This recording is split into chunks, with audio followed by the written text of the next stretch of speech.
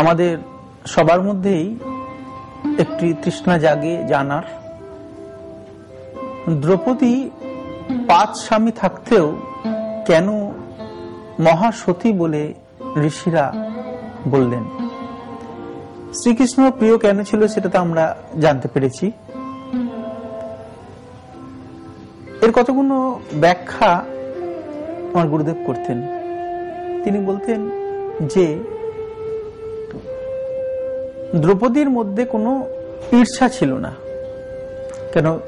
পুরুষ মানুষরা অহংকারে বাঁচে, স্ত্রী জাতি ঈর্ষায় বাঁচে। দ্রৌপদী 5 জনকেই সমানভাবে ভালোবাসত। তার ভালোবাসার মধ্যে কোনরূপ পার্থক্যতা ছিল না। প্রতীক বড় পুরো সুন্দর। মাকে এসে পাণ্ডবরা জিজ্ঞেস করেন, মা সুন্দর একটি জিনিস এনেছি, ফল এনেছি, কি করব বলো। মা না দেখেই বলে, তোমরা নিজেরাই এটাকে ভাগ করে নাও। এবং এসে দেখে যে দ্রৌপদীকে ওরা জয় করে আনে। তখন ওরা আপত্তি তোলেনি যে একটি নারীকে আমরা 5 ভাই কিভাবে বিবাহ করব। তখনকার সমাজও আপত্তি করেনি। তার নানান কারণ আছে, সেসব কারণ নিয়ে আমরা একদিন আসবো, কেন আপত্তি করেনি। আজ যে বিষয়ের উপর আমরা আছি, যে দ্রৌপদীকে মহাসতী কেন বলা হয়। সাধারণত দেখা যায় যে আমরা চাই যে সূর্য যদি ওঠে, আলো যদি বেশি পড়ে, সেটা যেন আমার বাড়িতেই পড়ুক। বর্ষা যদি আসে, তাহলে যেন সেই বর্ষার জল বেশি আমার বাড়িতে আসুক, যাতে ধান শস্য ক্ষেতগুলো ভালো থাকে। যা কিছু ভালো আমার জীবনে ঘটুক, অপরকে আমরা দিতে চাই না। আমরা যাকে ভালোবাসি তার উপর আমরা সবসময় দাবি করি যে সে যেন আমাকেই ভালোবাসে। আমি ছোট্ট বাচ্চাকে তার মা ভালোবাসে, সেই বাচ্চা যখন বিয়ে থা হয়ে যায়, মা চায় সেইভাবে যেন তার প্রতি তার সন্তান আকৃষ্ট হয়ে থাকে। প্রেম কখনো বাঁধে না। যেখানে বাঁধে সে প্রেম দূষিত দুর্গন্ধযুক্ত হয়ে যায়। যে প্রেম তাকে মুক্ত করে দেয়, স্বাধীনতা দেয়, তার শান্তিতেই তার খুশিতেই আমি খুশি, সেটাই হচ্ছে শুদ্ধ প্রেম। আমাদের প্রেম শুদ্ধ নয়, তাই আমরা বাদী। যে প্রেমে বন্ধন, সে প্রেম কষ্ট দেয়। সে মা ছেলের সঙ্গে হতে পারে, ছেলের সঙ্গে পিতার হতে পারে, সংসারের সঙ্গে আমাদেরও হতে পারে। দ্রৌপদীর কিন্তু সেটা ছিল না। দ্রৌপদী সমানভাবে সবাইকে দেখেছে। একটু গল্প এই সম্পর্কে আমার মনে পড়ে যে একজন ভগবান শ্রীকৃষ্ণকে সবসময় উপাসনা, ধ্যান এবং কৃষ্ণের মূর্তি নিয়ে সবসময় থাকতো।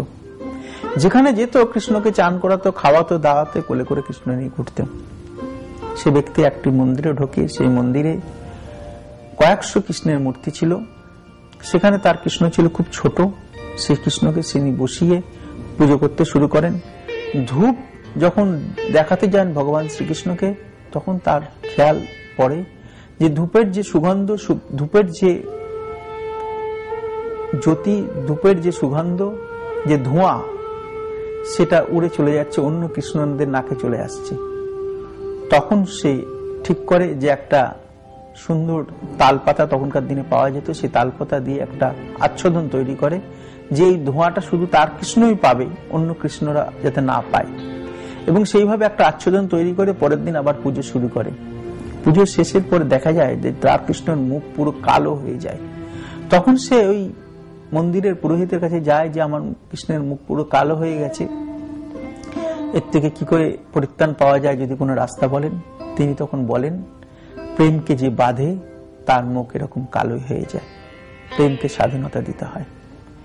তাই দ্রৌপদী এই স্বাধীনতা দিয়েছিল বলেই মহাসতীর মধ্যে পড়ে। তার মধ্যে কোনো ঈর্ষা বা হিংসা কিছুই তার মধ্যে ছিল না। সমানভাবে, সমভাবে সবাইকে দেখার চেষ্টা করেছিল। তার মধ্যে কখনো ছিল না যে এ ভালো, ও মন্দ, এ ঠিক, ও বেঠিক, এগুলো ছিল না।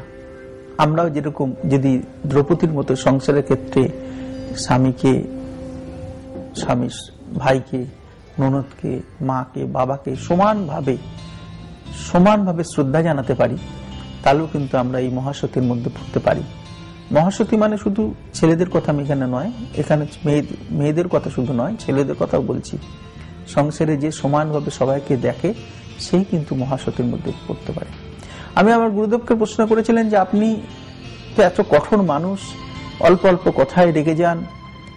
আপনি পাহাড়ে আছেন ঠিক, কিন্তু সমতল ভূমিতে আপনার পক্ষে অসুবিধা হবে। কিন্তু আপনার মধ্যে এত ভালোবাসা কি করে হয়? আপনি এত আমাকে কেন ভালোবাসেন? তিনি তখন বলেছিলেন যে দেখ, ভালোবাসায় আমার মধ্যে পূর্ণ আছে। তুই থাকলেও ভালোবাসা থাকবে, তুই না থাকলেও থাকবে। তুই চলে গেলে এই খোলা আকাশ, তাকে আমি ভালোবাসতে শুরু করব। আমার তো আর কোনো রাস্তা নেই, আমার একটাই রাস্তা আছে ভালোবাসা দেওয়ার, সেটাই আমি করছি। এটা তোর উপর কোনো উপকার করছি না। ঠিক সেরকম আমাদের মধ্যেও যেন এরকম শ্রদ্ধা থাকে, যেটা আমরা যেন সবার উপর এই শ্রদ্ধাটাকে ছড়িয়ে দিতে পারি। যার আছে সেই তো দেওয়ার অধিকারী, যার নেই সে পাওয়ারও অধিকারী নয়। তাই এই শ্রদ্ধার মাত্রা আমাদের বাড়াতে হবে, চেষ্টা করতে হবে এই কৃষ্ণের মুখের মতো যেন কালো না হয়ে যায় আমার কৃষ্ণ। এই ধোঁয়া সব কৃষ্ণ না, সব কৃষ্ণের মধ্যেই তো আমার কৃষ্ণ রয়েছে। সবার মধ্যে যিনি প্রভুকে দর্শন করতে শুরু করে দিয়েছেন, তিনি এই দ্রৌপদীর মতো মহাসতী বলে গণ্য হতে শুরু করেছেন, মহাপুরুষ বলে গণ্য হতে শুরু করবেন। তাই সবার মধ্যে তাকে অনুভব করার চেষ্টা।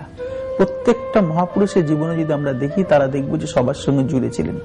একটু গল্প আছে ঠাকুরের জীবনে। ঠাকুর নৌকা করে ঘুরছিলেন, হঠাৎ দেখা যায় নৌকার ওপারে একদল মানুষ এক ব্যক্তিকে ধরে খুব চাবুক পেটা করছেন। ঠাকুর সেখানে পুরো কুকড়ে গিয়ে বলছেন, আমাকে মেরো না। তখন সঙ্গে সঙ্গে সবাই বলছেন যে কি বলছেন, আপনাকে কে মারছে? তারপরে কিছুদিন যাওয়ার পরে বলে, দেখ ওখানে আমাকে খুব মারছে। তখন দেখছি একটি ছেলেকে সবাই ধরে মারছে। ঠাকুর ওখানে বোঝাতে চাইছেন যে ও আর আমি পৃথক না। আমরা হলে কি বলতাম?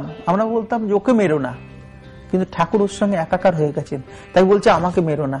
ঠাকুর ওর যে চাবুকের আঘাতটা ওর উপর পড়ছে মনে করছে না, মনে করছে আমার উপর পড়ছে।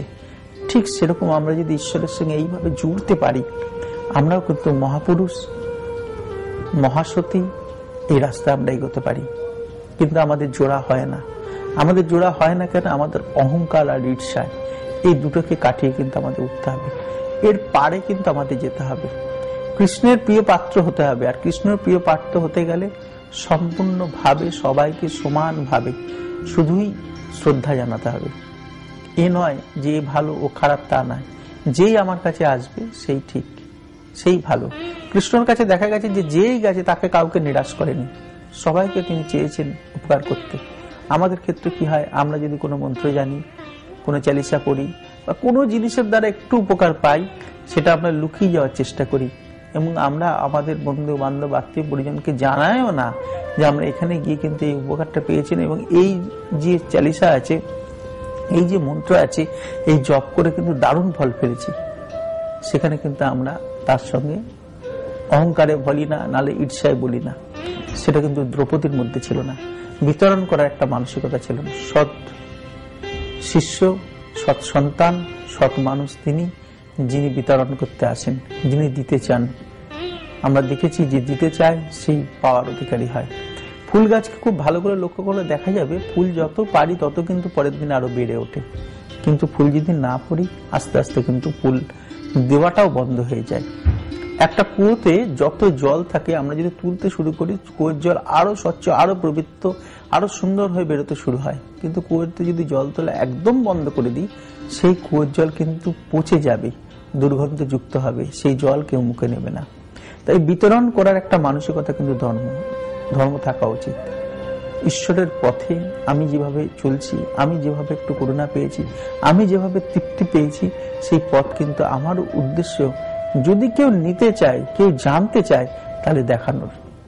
জগতে অসম্ভব বলে কিছু নেই। নিরন্তর কেউ যদি ধ্যান, সমাধি, জপের মধ্যে থাকে, যত বড় সংকট আসুক না কেন, সেই সংকট থেকে কিন্তু সে পরিত্রাণ পাবে। কিন্তু আমরা সেই সংকট থেকে পরিত্রাণ পেতে গিয়ে নানান বিচারের মধ্যে আবদ্ধ হয়ে থাকি। কিন্তু আমরা প্রভুকে ভুলে যাই। যে প্রভুকে মনে রাখে, ইহ জগতেও সুখ পায়, পরলোকেও সুখ পায়। আসবে এরকম নানান কিছু নিয়ে। দেখতে থাকুন শরণাগত।